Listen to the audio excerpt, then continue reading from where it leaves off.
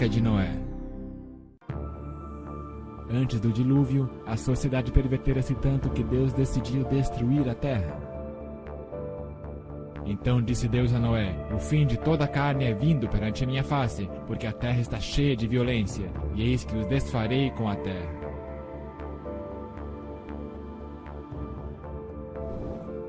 O Senhor escolheu Noé, um homem de Deus, para construir a arca onde o mundo poderia ser salvo juntamente com os animais. Noé pregou a conversão por 120 anos. Entretanto, apenas 8 pessoas renderam coração a Deus e entraram na arca. A chuva caiu e as pessoas procuraram por um lugar mais alto. Se agarraram na própria arca. Mas o anjo do Senhor havia fechado a porta da arca por fora, e ela não poderia ser aberta. A graça havia terminado e era muito tarde. A morte e a destruição cobriram a terra, porque as intenções e pensamentos dos homens eram maus continuamente. Deus havia enviado o convite, mas eles não haviam aceitado. Era o julgamento da humanidade.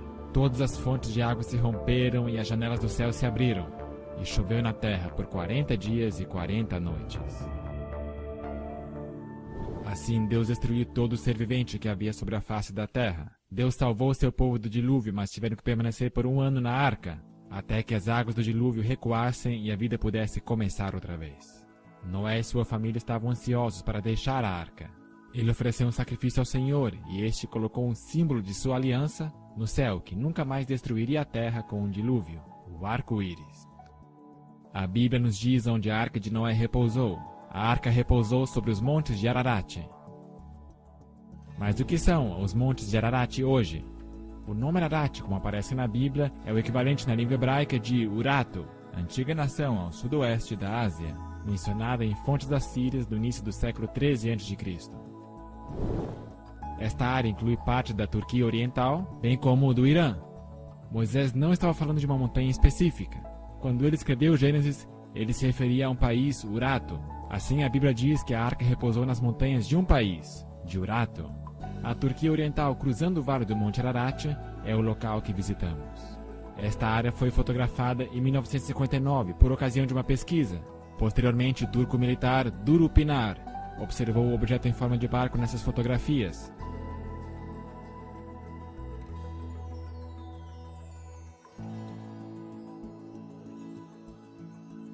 Em 1960, um grupo americano também viajou para o local, e eles concluíram prematuramente que seria uma formação natural. Naquele mesmo ano, a revista Life publicou fotos do local. No antigo registro de civilização de Beroz o Caldeu, ele diz que ainda há parte desse barco na Armênia, ao pé da montanha dos Codieus, e que algumas pessoas levam pedaços de betume, que arrancam e usam principalmente como amuletos para espantar males. Hoje podemos olhar no mapa da Turquia e encontrar este local como Nuhun Gemizi, o barco grande de Noé. Visitando o local, pousamos próximo do lago Van, que uma vez fora o anfitrião da capital antiga de Urato, chamada Tushipa, situada ao longo de sua costa. Viajando por fora pela zona rural, nós vemos um vulcão extinto próximo da estrada.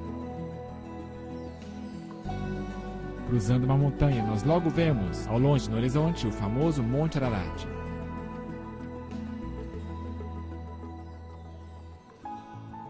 Na sombra do Ararat está a cidade de Dalgi Buzati, local que atravessamos enquanto fomos em direção à arca. O Monte Ararat é uma bela montanha cheia de história e de escavadores monteses que buscam a arca, mas sem sucesso. Cruzando o vale, nós vemos que o governo ergueu uma placa na estrada, no Nuhun Gemizi, 5 km montanha acima.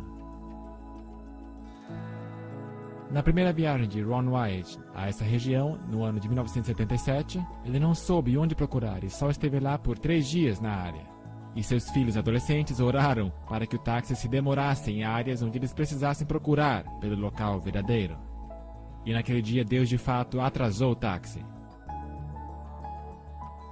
Aí em cima, nessas montanhas, está o lugar de repouso da arca. A tradução livre do nome dessa montanha é Monte do Juízo Universal, assim chamado por causa do evento mortal da inundação. À medida que subimos com o carro, podemos ver o menor Ararat e o grande Ararat atrás do vale. Ambas são montanhas vulcânicas, pós-diluvianas, que não estavam no mesmo local durante a inundação. Na verdade, seria o último lugar onde as pessoas deveriam procurar. Finalmente chegamos à arca. Observando da popa até a proa, podemos ver o esboço em formato de um barco. Ele tem uma popa arredondada e em frente um arco pontudo. A forma simétrica é uma evidência de que se trata de uma estrutura artificial. Ron White fez um total de 24 viagens até aqui para conduzir testes e pesquisas nesse objeto. Fotografias tiradas em tempos diferentes do ano realçam características diferentes do barco.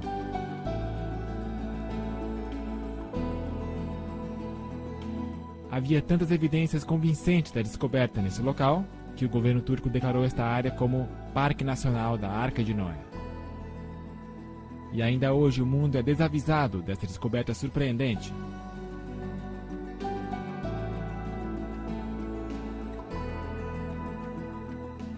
Usando o programa Google Earth podemos ver a imagem de satélite do local da arca e também do centro de visitantes ao lado, erigido pelo governo turco. Foi no dia 21 de junho de 1987 que se realizou uma cerimônia na montanha para comemorar o local como o Parque Nacional da Arca de Noé.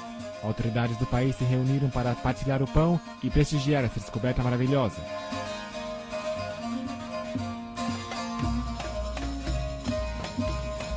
O governador, oficiais militares e outros altos funcionários participaram da comemoração de descoberta. Ron White era um convidado especial por causa do extenso trabalho que ele realizou neste local. O centro de visitas daria boas-vindas a convidados de todo o mundo para contemplarem a arca. Havia muita euforia quando foi colocado concreto na fundação pelo governador e por Ron White. Este era um monumento aos restos mortais da Arca de Noé. Finalmente, a Arca de Noé foi achada.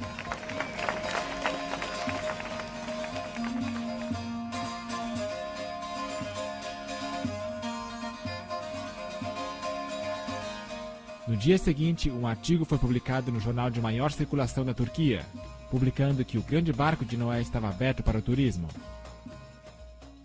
Agora, entremos no centro de visitantes para ver as evidências informativas à mostra. Estão reunidas várias fotografias e diagramas para mostrar as importantes características da arca.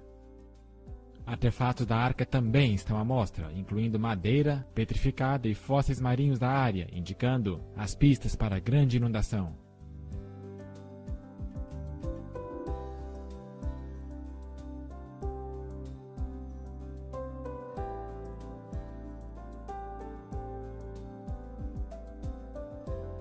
O livro de visitas mostra que pessoas do mundo inteiro estiveram visitando o local.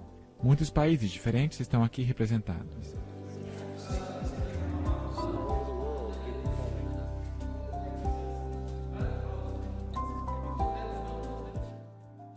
Hassan tem trabalhado no centro de visitação desde sua fundação. Ele tem morado a vida inteira numa aldeia aqui na montanha, um pouco acima da arca, e tem muita história associada a ela. A fotografia dele apareceu no jornal de Knoxville, Tennessee. Assim, o nosso grupo trouxe uma cópia plastificada para ele. Hassan nos conta agora sobre um fenômeno interessante que aconteceu sobre a arca. Em 1948, houve um terremoto à noite, e quando acordamos pela manhã, vimos que a terra fora removida, e vimos a estrutura em forma de barco. Também depois daquela hora vimos uma luz que nós pudemos enxergar naquela noite, na vila. Quando olhamos para o local da arca, as pessoas pensaram que aquelas coisas eram santas. E quando eles foram até próximo da arca, a luz havia desaparecido, não puderam ver mais nada.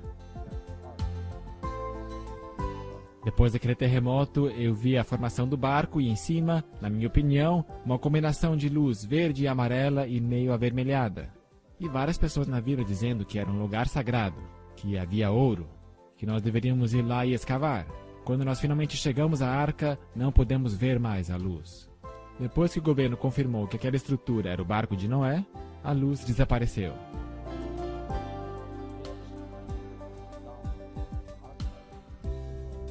Tudo isso me faz pensar que realmente se trata da Arca de Noé.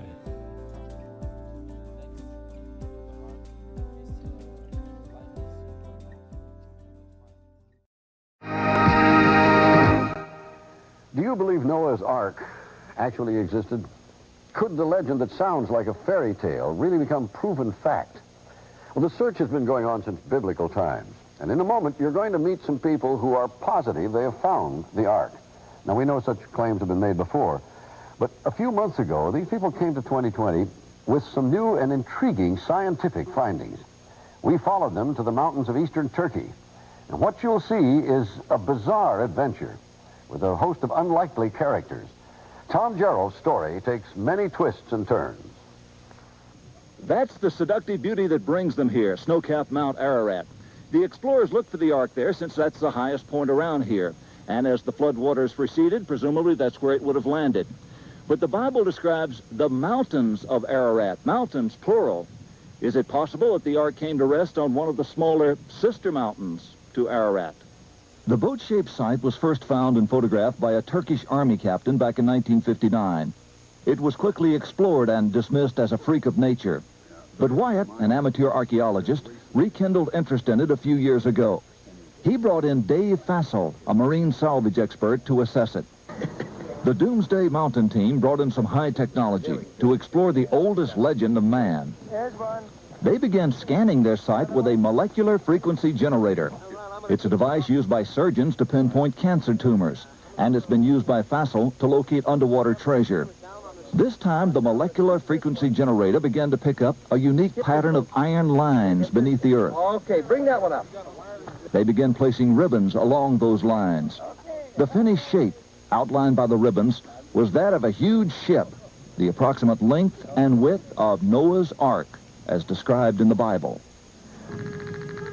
The fascinating field of ribbons soon attracted higher academic interest. That looks like iron. Okay. Dr. John Baumgartner, a physicist with Los Alamos Laboratories, sent samples back to the lab for analysis and confirmed that the metal they were tracing with the ribbons was indeed iron. With the width and the length known, the only remaining question was depth. By locating the depth of the hull, they could determine if the boat-shaped object had the cargo capacity described in the biblical Ark.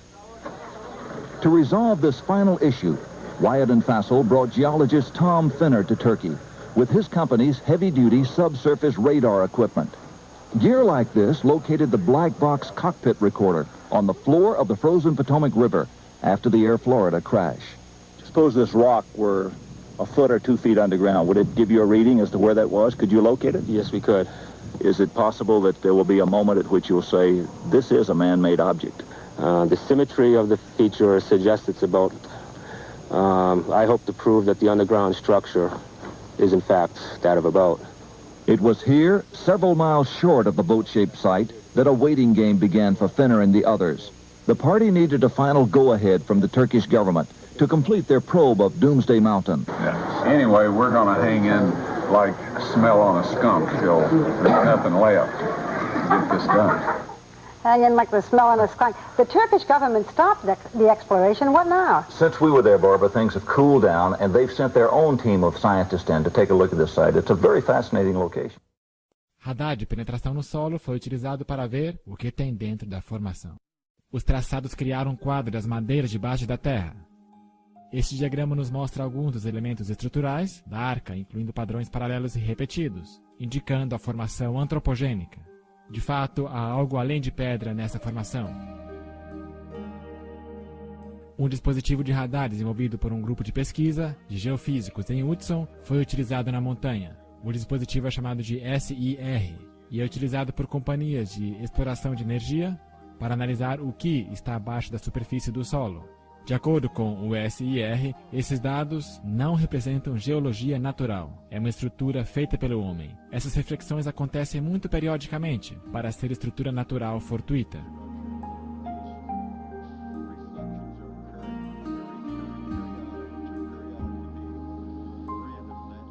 Comparado a um porta-aviões de 305 metros de tamanho, nós podemos ver que a Arca é um barco bastante grande. A Arca era um recipiente de alta tecnologia, que foi projetado para resistir a uma inundação catastrófica que destruiria a superfície da Terra. Construída com manguilha, carlingas e âncoras de pedra, verdadeiramente era uma obra de arte, projetada para salvar a raça humana da extinção.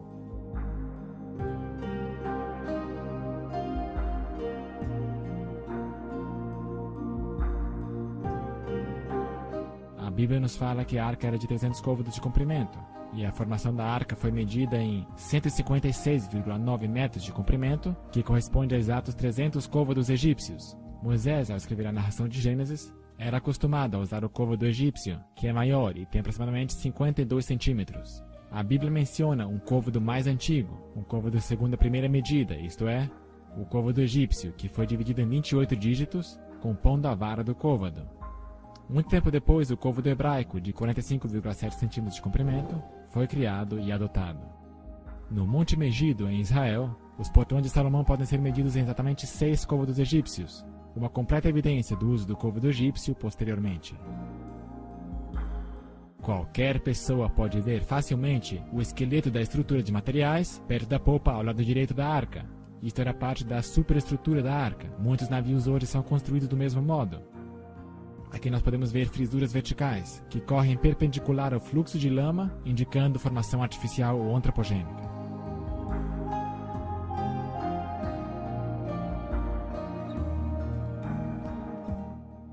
Os garotos das aldeias vizinhas nos cumprimentam ao darmos uma olhada neste bordo da arca, que curva além, para frente. Este lado está enterrado predominantemente na terra. O lado de fora da arca, da parte da frente, está bem diante de nós, e então examinamos o lado a este bordo para ver o topo esqueleto das madeiras.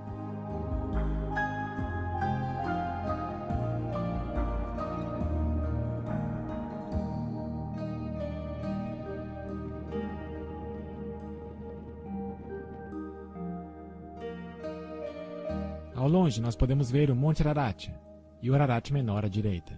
Nós agora nos movemos para o bom bordo da arca, perto da popa. Este lado é menos conservado, mas podemos enxergar um esqueleto de madeira que chama a atenção. Foi preservado formosamente e reteve a curvatura do casco. Daqui nós olhamos mais adiante para a frente da arca e podemos ver uma perfuração grande que foi feita em 1960, quando o primeiro grupo americano veio aqui inspecionar o local. Estamos agora na área mediana da arca e nos movemos para o interior do bom bordo, onde podemos ver 4 saliências horizontais seguidas. Elas são organizadas em um padrão regular, indicando construção artificial. Estas teriam sido madeiras horizontais, de apoio para o piso, estendendo-se em direção ao meio do piso.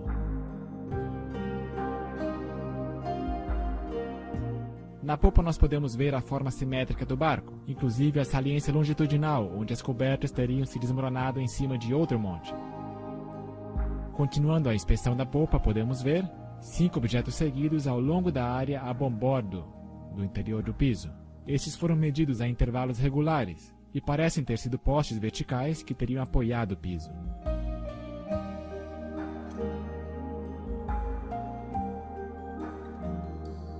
A arca originalmente repousou numa área mais alta da montanha, mas foi arrastada até o seu local atual por lava que a petrificou nesta elevação de pedra. Ron White estava manuseando seu equipamento de penetração no solo diante das autoridades turcas quando ele detectou um objeto logo abaixo da superfície.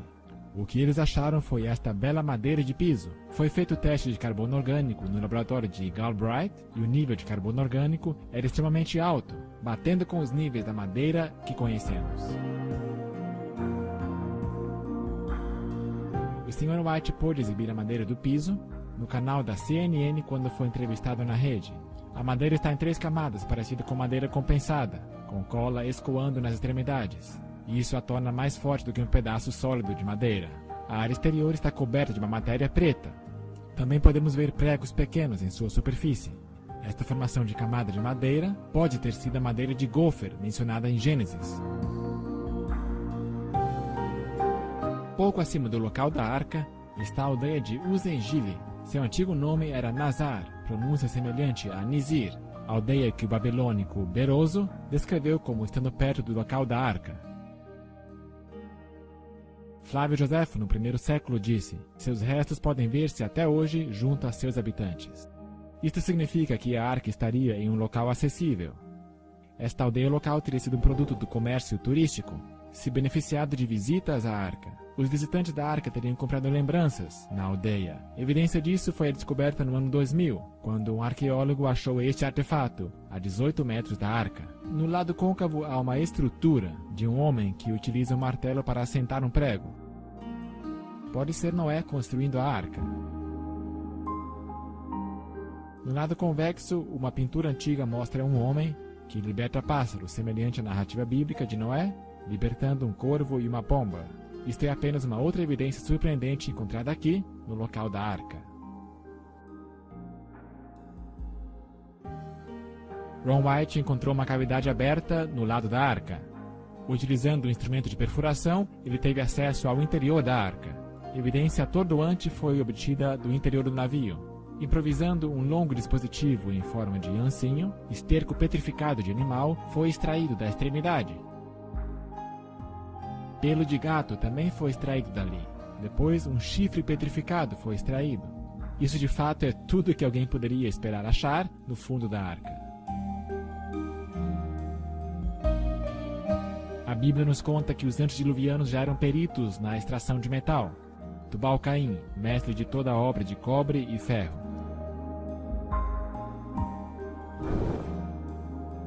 Este rebite grande de metal foi encontrado por Ron White no local, quando levou uma excursão para lá em 1991. O centro da haste foi golpeado enquanto estava quente, de forma que prensou a arruela em sua posição devida. Resultados de testes mostram que a haste tinha 8% de alumínio. Metal em sua forma pura metálica feito pelo homem. Isso é mais uma evidência da natureza antropogênica do achado. Os céticos disseram que Ron White estava mentindo sobre a prova. Mas será que ele realmente estava? Quando o grupo da arca, Discovery International, chegou ao local da arca, eles usaram detectores de metal para localizar artefatos de metal na arca. Isto é um pedaço de metal que tinha sido uma arruela circular nos seus dias melhores. Foi achado próximo da arca. Uma amostra disso foi levada ao laboratório de Galbraith, no Tennessee, e os resultados foram impressionantes. Tinha 8% de alumínio, a mesma proporção do teste anterior de Ron White. E este teste também mostrou uma quantia pequena de metal de titânio, que nesta forma também é um material fabricado pelo homem. O grupo da arca Discovery continuou suas análises e localizou outro artefato no local de este bordo. Uma porção disso também foi enviado ao laboratório de Galbraith para ser testada e sua composição metálica outra vez ser comprovada. Os resultados foram incríveis. Havia 8% de alumínio e 1,3% de titânio, mais 3,8% de magnésio, tudo indicativo de que a formação da arca é uma estrutura artificial. A Enciclopédia Britânica nos diz que, por causa de sua atividade química, o alumínio nunca aparece na sua forma metálica na natureza. Esses componentes particulares de metal são evidências poderosas que o local é uma estrutura artificial com material de alta tecnologia, consistente com o que deveríamos encontrar na Arca de Noé.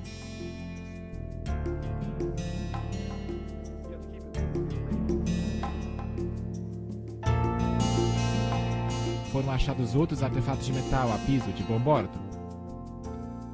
Nosso detector de metal captou os sinais de uma placa retangular que tinha 6 rebites originalmente. Um ainda é visível do lado esquerdo. Podem ser vistos artefatos de metais ao longo da arca, em vários locais. Os objetos de metal têm cor diferente do material ao redor, tornando-os mais fáceis de serem localizados.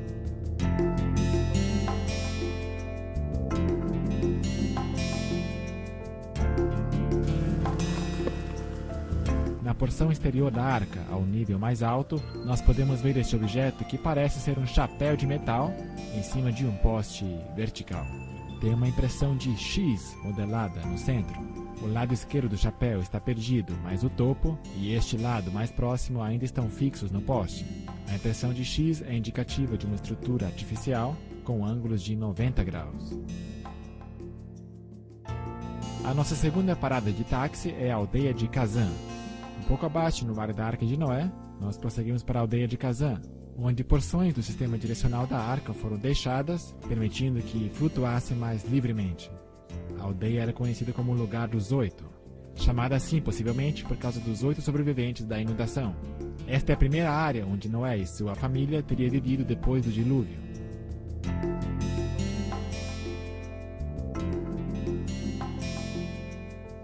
As grandes âncoras de pedra foram penduradas na parte traseira da arca para manter a proa firme contra as ondas.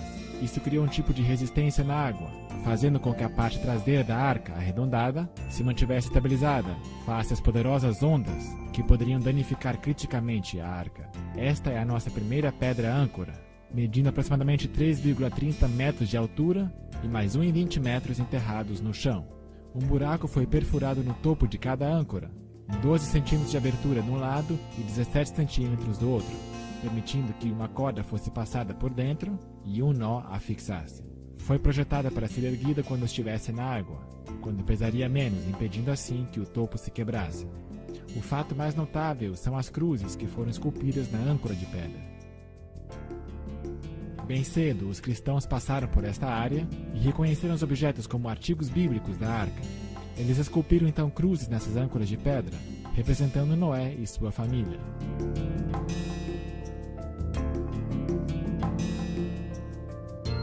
A cruz maior aqui representa Noé e é do estilo das cruzadas.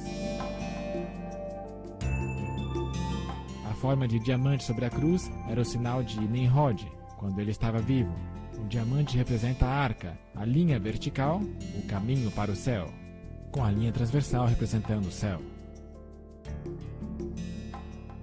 Âncoras de pedras menores podem ser encontradas perto do Mediterrâneo.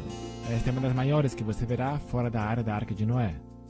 A próxima âncora de pedra está enterrada parcialmente no chão, com 5 cruzes. A cruz maior representa Noé, a próxima menor, a Senhora Noé, e as 3 menores são os filhos de Noé.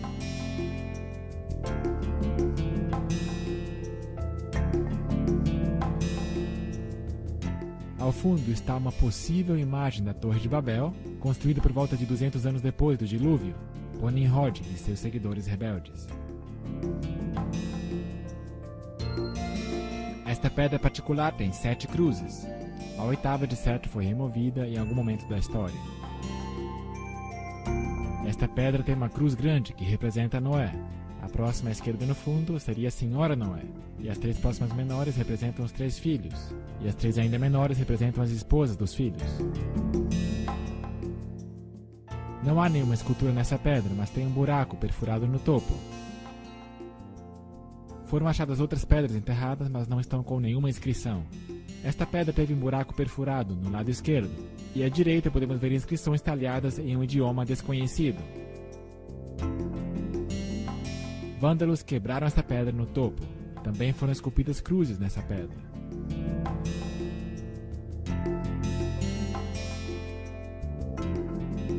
Cinco cruzes estão nesta âncora de pedra. E no topo podemos ver onde o buraco foi quebrado. Fora da aldeia de Gazã, há um objeto grande que tem a aparência de uma casca de árvore petrificada, com características incomuns. As far as we know, there's nothing else like this anywhere. Nobody's ever. My goodness. It's got crosses that are very faintly carved on it. You got a big one here. You got a small one right there. One here. One here. They're harder to see over here. And this is petrified wood? Well, It looks like it, Ron doesn't it? said he thought it was petrified Bark. tree bark. Right. If you look at you ever see, it looks like a little bit like pine bark. It sounds like metal. Yeah, what would the anchor stone be wood? Would This it isn't be an rock? anchor stone. Oh, I see. This was just like something that was on the ark, right? I believe. Well, Ron theorized that this might have been the or part of the cover. You remember at one point it says, and Noah came out of the ark and he took the cover off, or he threw the cover off. And of course that's just speculation. We don't have a way of knowing, but this is a rather unique thing. It has the appearance and the texture of some kind of a bark, but it is stone. That is the cross. What? That is the cross. There you go. That is incredible. It has a very hollow sound. Very hollow. It sounds like metal. But it's just a that's its harmonic rate. right. Yeah. Harmonic resonance. You're right. Yeah. But not many stones that do that. That's true. With the sun coming out.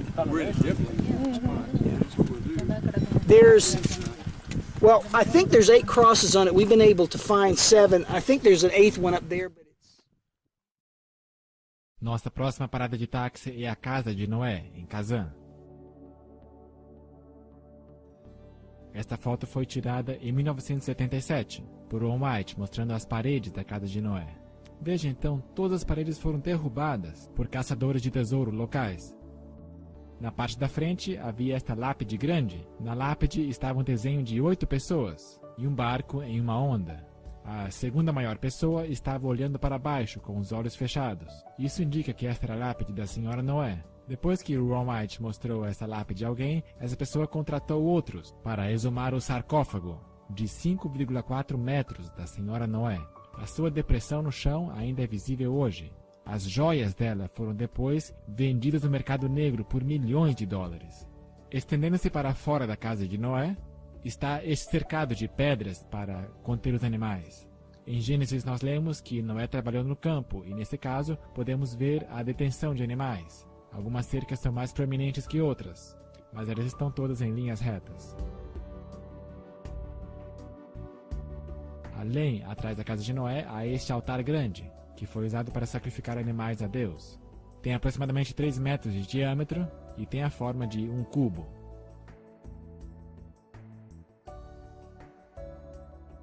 Em conclusão, podemos dizer, de acordo com Duru Pinar, que a formação da Arca de Noé está cheia de evidências que confirmam a sua autenticidade, especialmente quando consideramos todas as informações objetivamente.